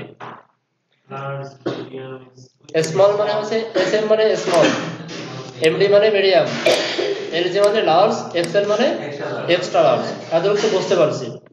সাথে কন্টেইনার লাগাই দেবেন, তার মানে হচ্ছে কন্টেইনার ক্লাসটা স্মল ডিভাইস থেকে উপরের ডিভাইসগুলো পাবে, এর নিচের ডিভাইসে পাবে না। বুঝতে পারছেন? কন্টেইনার এমডি মানে হচ্ছে মিডিয়াম ডিভাইস এবং তার উপরের ডিভাইসে কন্টেইনারটা কাজ করবে, কারণ নিচের ডিভাইসে কাজ করানোর প্রয়োজন নেই, আমাদের প্রয়োজন হয় উপরের ডিভাইসে বড় স্ক্রিনে। যদি আমরা কন্টেইনার এমডি দিয়ে দেই, মিডিয়াম ডিভাইস এবং তার উপরের ডিভাইসগুলো কাজ করবে, নিচের ডিভাইসে কাজ করবে না। খুবই ইজি। আমার আবার রেসপন্সিভ করে সেই মনে আছে @media ব্যবহার করে এত কাজ করার দরকার নেই। এলজি একই কথা, এক্সট্রা লার্জ একেবারে এক্সট্রা লার্জ ডিভাইসে কাজ করবে, অন্য কোথাও কাজ করবে না। খুব ইজি না? তারপরে কন্টেইনার ফ্লুইড যদি বলি তাহলে কন্টেইনারটাই কাজ করবে না। এখন বলবেন যে কন্টেইনার ফ্লুইড তাহলে ব্যবহার কেন করবো, বুঝাই না, এর একটা কাজ আছে। কন্টেইনার ফ্লুইড দিলে যদিও কন্টেইনারের কাজটা করে না, কিন্তু দুই পাশে হালকা একটু মার্জিন দিয়ে রাখে, একটা স্ট্যান্ডার্ড একটা মার্জিন ধরে রাখে, যেন লেখাটা একদম ভিতরে ঢুকে না যায়। ঠিক আছে, তো কন্টেইনার ফ্লুইডটাও মোটামুটি কাজে আসে আমাদের। আমরা ব্যবহার করবো কোনটা? কন্টেইনার সবগুলোই ব্যবহার করবো, আমাদের প্রয়োজনে সবগুলো ব্যবহার করবো যখন যেটা প্রয়োজন। আচ্ছা, এরপরে এগুলো আমি একটু পরে দেখাচ্ছি। আরেকটা শখ ছিল এখানে, নেই মনে হয়, এটা আগে ছিল এখন নেই। আচ্ছা, এখান থেকে আমরা বুঝি এক্সট্রা লার্জ বলতে তারা কোন ডিভাইস বোঝাচ্ছে। এক্সট্রা লার্জ বলতে তারা বোঝাচ্ছে 1200 পিক্সেল এবং 1200 পিক্সেলের উপরের ডিভাইসগুলা।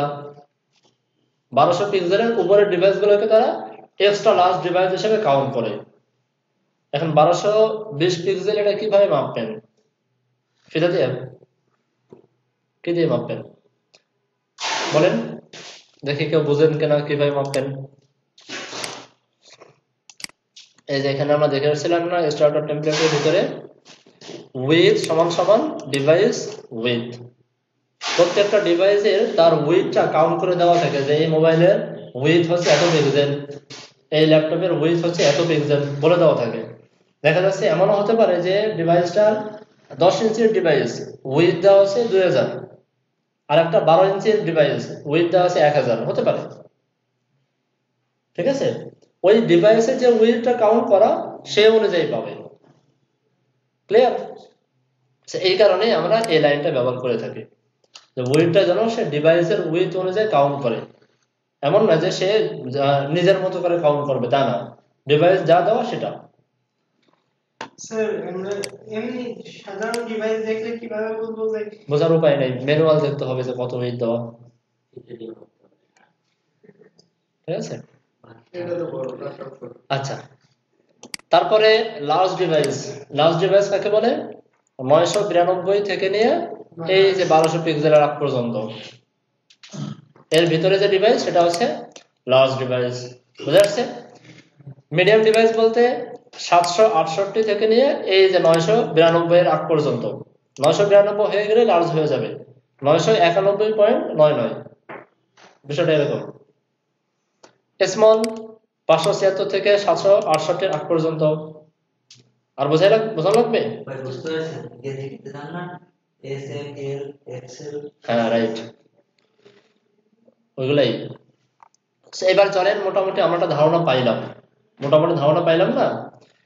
এই যে জিনিসটা আমি বুঝালাম যে এক্সট্রা লার্জের ভিতরে যে এই কন্টেইনারটা কাজ করবে, কিভাবে কাজ করবে? কাজ করে হলো বুটস্ট্র্যাপে ডিফল্ট ভাবে এরকম কিছু সিএসএস করে দেওয়া থাকে। ঠিক আছে, নিচে আসি, দেখেন এই যে এক্সট্রা লার্জের জন্য এরকম একটা লাইন কোড করা থাকে, এরকম লাইন কোড করে তার ভিতরে বলে দেওয়া আছে যে কন্টেইনার উইথ হচ্ছে এত পিক্সেল। বুঝতে পারছি? লার্জ ডিভাইসের জন্য যে ক্লাসগুলো পাবে সেই ক্লাসগুলো এইরকম একটা মিডিয়া তৈরি করে সেই মিডিয়ার ভিতরে লেখা, যে কারণে ওই ক্লাসগুলো ওই মিডিয়াম ডিভাইসে পাবে, অন্য কোনো ডিভাইসে পাবে না। বুঝতে পারছি?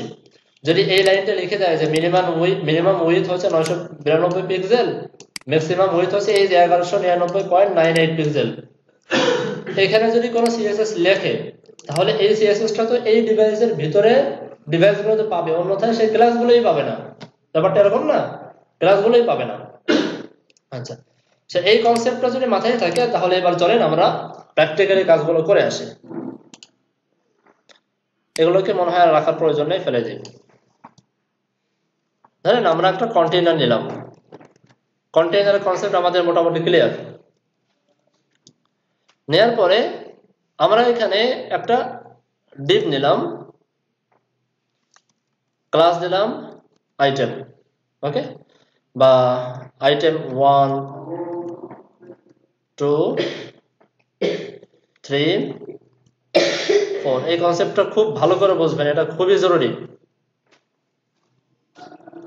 6টা আইটেম দিলাম,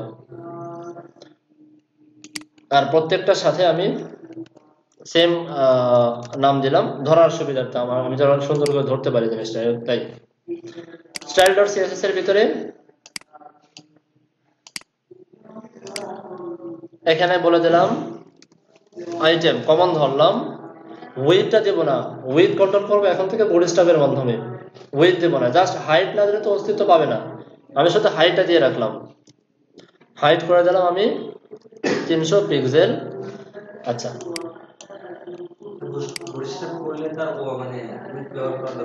উইথ ব্যবহার করবো না, আর বুটস্ট্র্যাপ ব্যবহার করলে হাইটও ব্যবহার করবো না, হাইটটা হচ্ছে কন্টেন্ট যতটুকু কতটুকু নিয়ে নেবে, সে অটোমেটিক নিয়ে নেবে। এখানে যেহেতু কন্টেন্ট লিখতেছি না, তাই আমি একটা হাইট দিয়ে বোঝানোর জন্য ব্যবহার করতেছি। সো আইটেম 1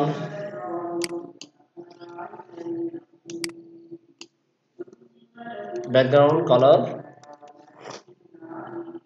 ওয়েবসাইট ওপেন করে রাখি তাহলে সুবিধা হবে, ফ্ল্যাট ইউআই কালার কি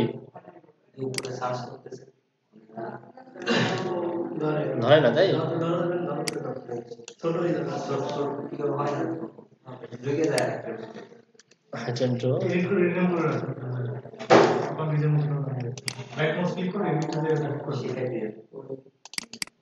আচ্ছা এটা আছে, সিস্টেম আছে, ফায়ারফক্সে করে করা যায়।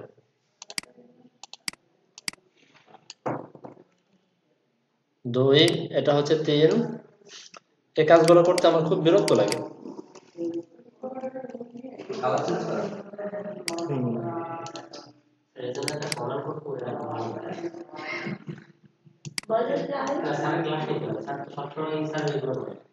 আমি করতে পারি, আমি এখন চিন্তা করেছিলাম করব, কিন্তু ওটা করলে হয় কি অনেক সময় স্টুডেন্টরা বোঝে না যে জিনিসটা কোথা থেকে আসলো।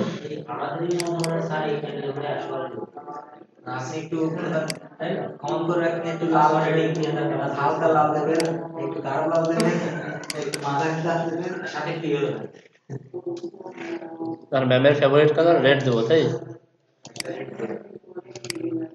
আসছে। এখন উইথ পেয়েছে কত? 6 নম্বরটা মনে হচ্ছে পাইনি কোনো কারণে, হ্যাঁ 6 নম্বরটা পাইনি। উইথ কত পেয়েছে বলেন তো এখন? প্রত্যেকটা ডিবের উইথ পেয়েছে কত এখন? 100% পাইছে না? 100% পাইছে, এটা বলবেন না 100% পাইছে, কারণ সেটা ডিফল্ট ভাবে বড় এলিমেন্ট যেহেতু উইথ দেওয়া থাকে 100%, তাই তো? আমি প্রথমটা উইথ করে দেবো 50%, ক্লিয়ার? 50% করে দেবো, দেখেন কিভাবে করি। সো এইখানে যে কোনো জায়গায় আমি ক্লাস দেব, সেটার উইথ ধরার জন্য আপনাকে একটা ক্লাস ব্যবহার করতে হয়, যে ক্লাসের নাম হচ্ছে কল, উইথটাকে ধরার জন্য, ঠিক আছে? কলের পরে হাইফেন দিয়ে বলে দিতে হয় যে এটা কোন ডিভাইসের জন্য উইথটা ধরতে যাচ্ছেন, কোন ডিভাইসের জন্য। আমি সাপোজ ধরতে চাই লার্জ ডিভাইসের জন্য। অ্যাজ ইউজুয়াল আমরা যে ডিজাইনটা করি সেই ডিজাইনটা লার্জ ডিভাইস নিয়ে করি, লার্জ ডিভাইস নিয়ে কাজ করলে সেই লার্জ ডিভাইস লার্জ এবং এক্সট্রা লার্জের জন্য ওটা হয়ে যায়, করা লাগে না, ঠিক আছে? সো কল এলজি, এরপরে রাখবো কত? 6, কারণ টোটাল 100% উইথ মানে হচ্ছে 12, সেইখানে করে দিলাম আমি 6। রিলোড করি, হয়েছে 150%, উইথটা 50% হয়ে গেছে না? কন্ট্রোল শিফট এম চাপি, এই যে আমরা লার্জ ডিভাইসে আছে, ওকে? লার্জ ডিভাইস থেকে 992 নিচে যখনই যাচ্ছি, যখন মিডিয়াম ডিভাইসে যাচ্ছি, তখন কি সে ক্লাসটা পাচ্ছে? যখনই ক্লাস পাচ্ছে না তখনই আবার 100% পূর্বের অবস্থায় ফিরে যাচ্ছে। এই যে ডিভাইসটা, এই ডিভাইসটার নাম হচ্ছে মিডিয়াম ডিভাইস। এই ডিভাইসটা আমি মিডিয়াম ডিভাইসে ওটাকে হ্যান্ডেল করতে চাই, বলেন ফার্স্টে কল, তারপরে এমডি, আবার করে দিলাম কত? 6। সবাইকে বুঝতেছেন বিষয়টা? করে দিলাম। তারপরে মনে করেন আরো ছোট করে নিয়ে আসলাম, আমি চাচ্ছি যে এই ডিভাইসে যখন আসবে তখন সে পুরোটাই থাক, কারণ এই ডিভাইসে 50% করলে অনেক সময় ইমেজের ক্ষেত্রে বা সেকশনের ক্ষেত্রে অনেক লম্বা হয়ে যাবে, কন্টেন্ট বেশি থাকার কারণে। সো এটাই অবস্থায় থাক। এখন দেখছেন কত সুন্দর আমার উইথ তো আমি হ্যান্ডেল করতে পারলাম, পাশাপাশি রেসপন্সিভও হয়ে গেল, কোনো ঝামেলা আমাকে করতে হলো না। ক্লিয়ার? আচ্ছা, মনে করেন এইটা আমি কল LG6 দিলাম, আমি first of all large device নিয়ে কাজ করি, পরে অন্য ডিভাইস নিয়ে কাজ করতেছি, লার্জ ডিভাইস নিয়ে কাজ করি। এটার আমি উইথ রাখবো 4/1 তার মানে কল LG3 করলাম। আর সেম এইটার উইথ করবো আমি 4/1 এটার উইথ, হ্যাঁ। সো কল LG3, এটা তো এখানে আসার কথা ছিল তাই না? আসতেছে না। আমি একটা কাজ করি, এটাকেও 4/1 করি, দেখি পারি কিনা। কল হ্যাঁ তাহলে এরকম করলে সেই ছোট বাটনগুলো আসবে, ছোট বাটনগুলো দেখাবে পুরো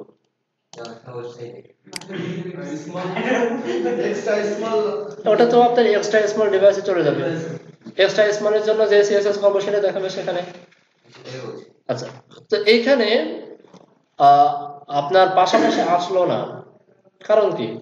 কারণ হচ্ছে দেখেন যে আমরা এখানে জাস্ট উইথটাকে ছোট করেছি, বাট ফ্লোট লেফট অথবা ডিসপ্লে ফ্লেক্স এর কোনো কিছু তো ব্যবহার করিনি আমরা, তাই না? পুরোটাই ব্যবহার করিনি। সো এখন আমাদের হয়তো ফ্লোট লেফট ব্যবহার করতে হবে অথবা ডিসপ্লে ফ্লেক্স ব্যবহার করতে হবে পাশাপাশি আনার জন্য। তো স্ট্যান্ডার্ড কোনটা? ফ্লেক্স, অবশ্যই ফ্লেক্স। সো আমি একটা কাজ করি, সবগুলোকে ধরে আমি 4 করে দিই, হ্যাঁ 3 করে দিই। বলেন। আপনি যখন ডিসপ্লে ফ্লেক্স করছেন তাহলে ডিসপ্লের সাথে সেটা ফিক্সড হয়ে যাচ্ছে না? ডিসপ্লে ফ্লেক্স মানে কি ডিসপ্লে ফিক্স? ডিসপ্লে ফিক্সড মানে হচ্ছে সেটা ডিসপ্লে ফিক্স নামে তো এরকম কিছু আমি পাই নাই। মানে ডিসপ্লে ফ্লেক্স করলে পজিশন ফিক্সড হয়ে যাচ্ছে না কেন? ডিসপ্লের সাথে পজিশনের কোনো সম্পর্ক নাই। এর আগে যে এটা পজিশন ফিক্স আছে না ওইটা, যেটা আমি এখন দেখাচ্ছি এটা আগে দেখেন। সেখানে আইটেমগুলো পাশাপাশি আসার কথা ছিল, আসেনি। তা আমি ফ্লোট লেফট আর ব্যবহার করব না। যদি ফ্লোট লেফট ব্যবহার করতে চাইতাম প্রত্যেকটাকে ধরে, মনে আছে FL ফ্লোট লেফট নামে একটা ক্লাস ছিল, চলে আসছে পাশাপাশি, বাট এটা কিন্তু আর অতটা স্ট্যান্ডার্ড হলো না। সো আমাদের কি কাজ করতে হবে? ফ্লোট লেফট বাদ দিয়ে পজিশন ফিক্সড ব্যবহার করতে, মানে ডিসপ্লে ফ্লেক্স ব্যবহার করতে হবে। সো ডিসপ্লে ফ্লেক্স ব্যবহার করার জন্য আমাদেরকে একটা প্যারেন্টস ডিপ নেওয়া লাগতো, মনে আছে তো? প্যারেন্টস ডিপ নেওয়া লাগতো যার ভিতরে ফ্লেক্সের সব আইটেমগুলোকে রাখা লাগতো। সো আমি রাখলাম, এরকম নরমালি রাখলাম, সেভ করলাম। এখনো ফ্লেক্স আমি ব্যবহার করিনি। সো ফ্লেক্স ব্যবহার করার জন্য এখানে একটা ক্লাস নিতে পারেন যার নাম হচ্ছে রো, বা এখানে ডি ফ্লেক্সও নিতে পারেন, বাট এই ক্ষেত্রে রো নেবেন। কনসেপ্টটা আমি বুঝাই দিচ্ছি। জাস্ট যখনই রো নেবেন তখন সে কি করবে? এই টোটালটাকে একটা রো হিসেবে কাউন্ট করবে। রো হিসেবে কাউন্ট করে তার ভিতরে যে আইটেমগুলো সেগুলোকে ওই যে কল নিয়েছিলাম, মনে আছে কল মিন, তখন সে কলাম হিসেবে কাউন্ট করবে। কাউন্ট করে তখন দেখবে যে কোন কলামের উইথ কতটুকু দেওয়া আছে, সে উইথ অনুযায়ী কলামগুলোকে ভাগ করে করে সে সুন্দর করে সাজায় এইভাবে আপনাকে আউটপুট দিয়ে দেবে। ক্লিয়ার? এই তো বলে ফেলছেন, বলে ফেলছেন। আমি এটা ইন্সপেক্ট করি, ইন্সপেক্ট করার পরে এই যে রোতে যাই, কি দেওয়া আছে? ডিসপ্লে ফ্লেক্স, ফ্লেক্স র্যাপ মনে আছে? সে ফ্লেক্স র্যাপ মনে আছে তো? র্যাপ দেওয়া আছে, এরপরে ভিতরের আইটেম গুলো দেওয়া আছে। এখানে কিছু মার্জিন দেওয়া আছে, এটা একটু পরে দেখাচ্ছি।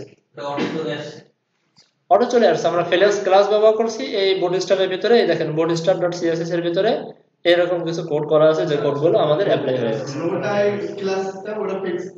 হ্যাঁ, ফ্লেক্স করে আছে। আচ্ছা, এখন দেখেন কন্ট্রোল শিফট এম চাপলাম, আমরা যখন মিডিয়াম ডিভাইসে যাচ্ছি আবার সেই ক্লাস দিতে পারছে না, তো কি করে সে পাবে, তাই না? কল এলজি লিখলাম, এলজি লেখার কারণে তো আর স্মল ডিভাইস মিডিয়াম ডিভাইস কিছুই পাচ্ছে না। আমাকে এখন মিডিয়াম ডিভাইসে ঠিক করতে হচ্ছে। চলেন আমি একবারে লিখে দিই, কেটে ফেলছি আমি ওটা। কল এমডি, সাপোজ আমি চাচ্ছি মিডিয়াম ডিভাইসে আসলে দুইটা করে দেখাবে, তার মানে 50% থাকবে। রিলোড করলাম, চলে আসছে। কতটা ইজি করে দিল আপনাদেরকে, এবার কল্পনা করেন। এবং প্রত্যেকটা কোড হচ্ছে স্ট্যান্ডার্ড, সুপার স্ট্যান্ডার্ড, কোনো ঝামেলা নেই, তাই না? এই চলে আসছে। আপনি যদি চান যে স্মল ডিভাইসে যখন আসবে তখনও দুইটা করে থাকবে, লিখে দেন। কি লেখার প্রয়োজন বলেন তো? স্মল ডিভাইসে দুইটা দেখানোর প্রয়োজন হলে ফার্স্টে কল, তারপরে এসএম, তারপরে 6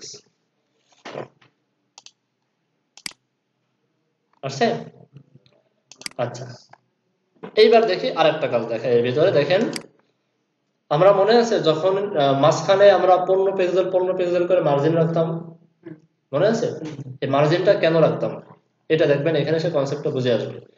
সাপোজ এখানে আমি একটা S2 ট্যাগ দিলাম,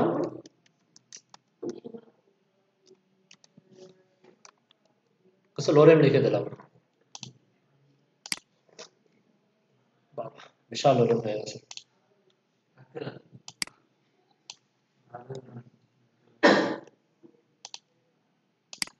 আচ্ছা, দেখেন তো বাম পাশে মার্জিন পাইছে কিনা?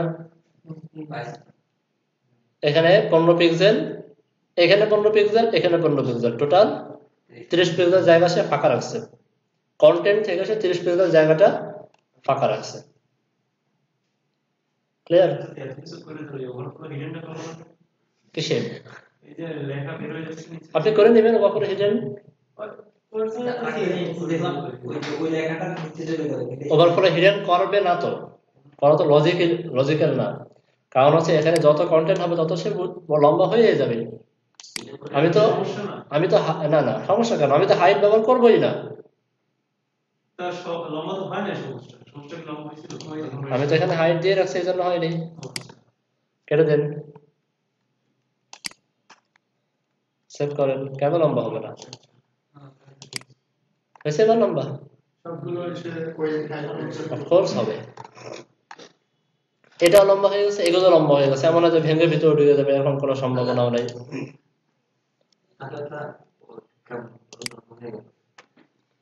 এটাই স্ট্যান্ডার্ড কাজ করার ক্ষেত্রে দেখবেন, এটাই আমাদের প্রয়োজন হচ্ছে। আচ্ছা, এখন এই যে একটা জিনিস আমরা শিখলাম, এখন থেকে আমাদের প্রত্যেকটা সেকশনের স্ট্রাকচারটা এরকম একটু চেঞ্জ হয়ে যাবে। স্ট্রাকচারগুলো একটু চেঞ্জ করে দেবেন। কেমন আমি দেখাই আপনাদেরকে। ফার্স্ট অফ অল আমরা রাখবো, সাপোজ আমাদের যদি প্রয়োজন হয় কন্টেইনার রাখবো। রাখার পরে রাখবো হচ্ছে রো। রোটা হচ্ছে ওই ফ্লেক্সের কাজ করার জন্য, সেকশনগুলোর জন্য পাশাপাশি নিয়ে আসে এই জন্য। এরপরে আমরা আমাদের প্রয়োজনে অনুযায়ী সে কল ব্যবহার করব। কল এলজি সাপোজ মনে করেন আগের মতোই করি, 4 করি। ক্লিয়ার? এই যে ডিপটা আমরা নিব, এই ডিপটা অর্থাৎ যেটা দিয়ে আমি ওই কি বলা হয়, একটা এরিয়া তৈরি করব, একটা কলম তৈরি করব, সরাসরি এই ডিপের সাথে কোনো কন্টেন্ট দিবেন না। বুঝতে কষ্ট হচ্ছে? সরাসরি এখানে কোনো কন্টেন্ট দিবেন না, কন্টেন্ট দিবেন হচ্ছে এর ভিতরে আরেকটা ডিপ নেবেন, এর ভিতরে আরেকটা ডিপ নিয়ে সেই ডিপের ভিতরে আপনার কন্টেন্ট লিখবেন। ক্লাস পাবে, সবই পাবে, পাইছে না এত সময়? কিন্তু একটু ডিফারেন্স আছে, ডিফারেন্সটা আমি বোঝাই দিই আপনাদেরকে, তাহলে বুঝবেন। ধরেন এখানে আমি লিখলাম আইটেম সাথে আইটেম 1 এরকম কিছু, বা আমি একটা কাজ করি, *1 দিয়ে দেখি।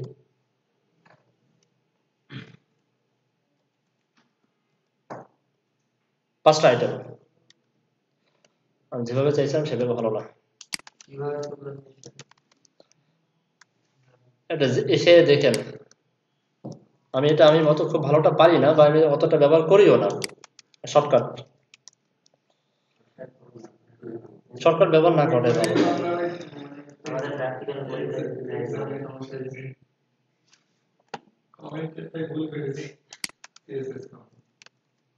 আইটেম 5 6 দেখেন সরি এটা ভুল করে ফেলছি এরকম থাকবে না বারবার একটা জিনিস ভুল করি এই ডিপ না এখানে আরেকটা ডিপ নেব আমি কল LG4 এর ভিতরে আমি সেকেন্ড আইটেমটা রাখবো তাই তো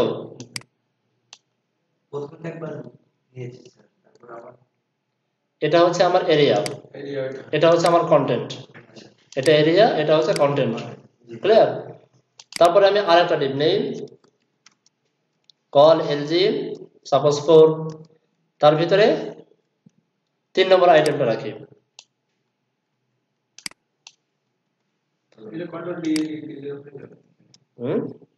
কন্ট্রোল ডি দিয়ে করবো তাই 4 5 সরি ভুল আসছে স্যার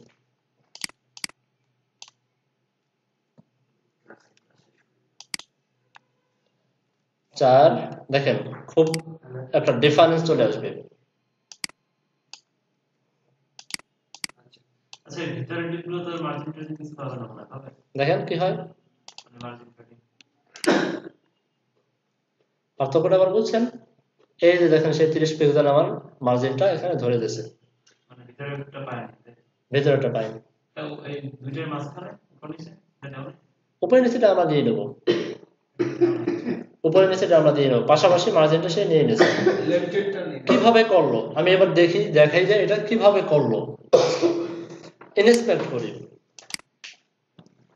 ইনস্পেক্ট করলে এই দেখেন কল LG4 আমরা যখনই কল ব্যবহার করব যে কোনো কল LG ব্যবহার করি SFDSM যা মনে চায় ব্যবহার করি ফার্স্টে যদি কল কথাটা থাকে তাহলে এখানে দেখেন একটা প্যাডিং পেয়ে যায় প্যাডিং লেফট পেয়ে যায় 15 প্যাডিং রাইট পেয়ে যায় 15 প্যাডিং মানে কি ভিতর থেকে জায়গা তৈরি করা কল মানে হচ্ছে 15 ধরে নিবে হ্যাঁ কল দিলে সে প্যাডিং লেফট এবং প্যাডিং রাইট 15 পিক্সেল সে ধরে নেবে ক্লিয়ার এখন কল LG তে যদি আমি ব্যাকগ্রাউন্ড দেই তাহলে সেই 15 পিক্সেল জুড়ে সে ব্যাকগ্রাউন্ড পাচ্ছে প্যাডিং সহ পাচ্ছে আর যদি কল LG এর ভিতরে আরেকটা ডিপ নিয়ে তার ভিতরে কন্টেন্ট লিখি তাহলে ওই ডিপটাতে সে কল LG এর ভিতর থেকে 15 পিক্সেল জায়গা ছেড়ে তারপরে শুরু হবে যে কারণে ওই জায়গাটা সে ছেড়ে দিচ্ছে মানে এবার যদি আমরা কন্টেন্ট লিখি তাহলে এই ডিপের একেবারে গা ঘেঁষে শুরু হবে হ্যাঁ এখন আবার এই ডিপের গা ঘেঁষে শুরু হবে ওই যে প্যাডিং ছিল প্যাডিং এর কারণে জায়গাটা ফাঁকা রাখছিল এখন তো আর সেটা প্যাডিং নেই তো এটা হচ্ছে স্ট্যান্ডার্ড ওয়ে ব্যবহার করা এইভাবেই ব্যবহার করবেন এরপর যদি কন্টেন্ট কোয়ান্টিটি বেশি হয়ে যায় তাহলে কি সবগুলো বৃদ্ধি করবে নাকি ওই একটা কোনটা উইথ বাড়ানোর সুযোগ নেই হাইট বাড়বে হাইট বাড়বে একটা ডিবের ভিতরে আমি লেখাটা অনেক বেশি হলো আর একটা দেখো কম হলো সমস্যা নেই যেটা সবচেয়ে বেশি গত ক্লাসে দেখাইছিলাম মনে হয় হ্যাঁ দেখেছি যেটা সবচেয়ে বেশি হবে ওইটা অনুযায়ী বাকিগুলোর হাইট হয়ে যাবে আমি সেটা বুঝতে তাহলে যদি আমার মনে করেন যে আমার একটা লেখা বেশি ওইটাই বড় হবে আর একটা যদি মনে করেন যে আমার লাগবে ওটা ছোট থাকবে সেক্ষেত্রে আচ্ছা সেক্ষেত্রে সেটাও এই ক্ষেত্রে কাজ করবে এই যে কনসেপ্টটা না এই ক্ষেত্রে কাজ করবে কারণ এই ক্ষেত্রে আমাদের মূল যে কল LG গুলো আপনার হাইট সমান হচ্ছে কিন্তু কল LG এর ভিতরে আমরা যে ডিপের ভিতরে কন্টেন্ট নিচ্ছি সেটা তো আর সমান হচ্ছে না এখন সেই ডিপটা তার অনুযায়ী হয়ে যাবে দেখাচ্ছি বিষয়টা এতটুকু আমি কমেন্ট করি যেমন আজকে একবারে দেখাতে চাইছিলাম না কিন্তু আপনারা প্রশ্ন করে ফেলতেছেন দেখাই দিই অসুবিধা নেই সাপোজ এখানে আমি একটা প্যারাগ্রাফ নিলাম লোরেম করে দিলাম আমি 20 সেভ করি এই যে পাইছেন কিন্তু এইখানের ডিপের হাইট সে ঠিকই ধরে নিয়েছে বাকি যেহেতু ব্যাকগ্রাউন্ডটা পাইছিল ভিতরের ডিপে বুঝেন নেই ইনস্পেক্ট করি এই যে দেখেন এই যে কল LG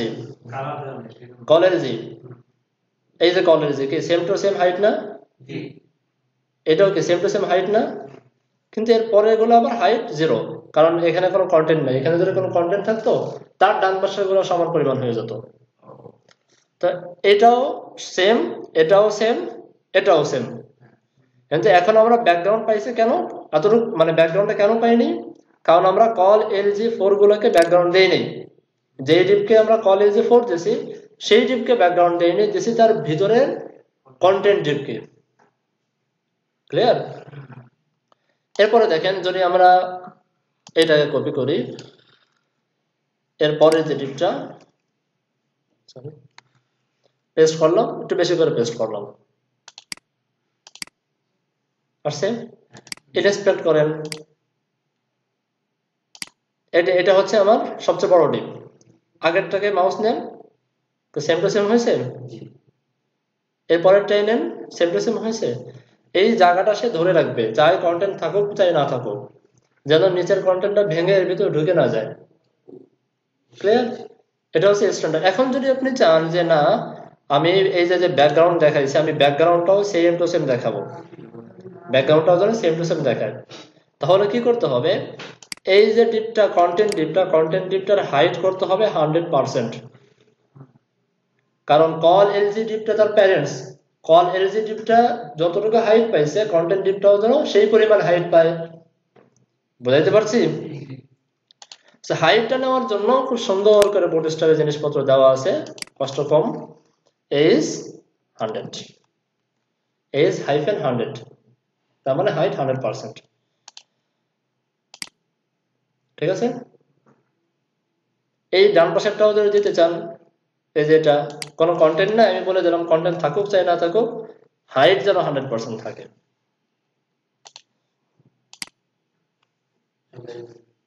ক্লিয়ার?